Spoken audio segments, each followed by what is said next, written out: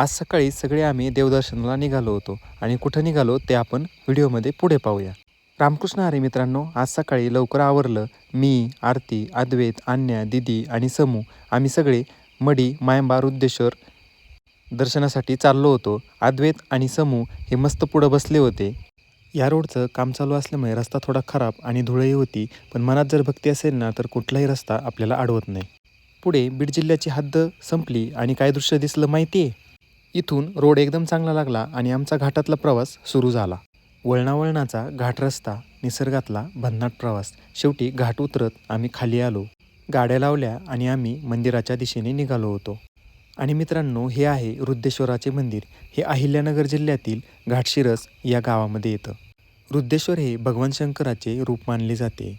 स्थानिक परंपरेनुसार येथे प्राचीन स्वयंभू शिवलिंग आहे आणि परिसरातील सर्व लोकांची याच्यावरती खूप श्रद्धा आहे. हे मंदिर अत्यंत प्राचीन आणि कोरीव कामासाठी प्रसिद्ध आहे. इथे येणारे अनेक भाविक मनोकामना पूर्ण झाल्याचे अनुभव सांगतात आणि त्यानंतर आम्ही देखील मंदिरामध्ये जाऊन शिवलिंगाचे दर्शन घेतले आणि बाहेर आलो. इथे एक आजोबा विणा घेऊन उभे होते, तर अद्वैत आणि समूनी त्यांचं दर्शन घेतलं. लहान हात जोडून नतमस्तक झाले. विनेकरी बाबांच्या चरणी मस्तक ठेविले. बालपणीची भक्तीच खरी संपत्ती, संस्कारांची हीच खरी श्रीमंती.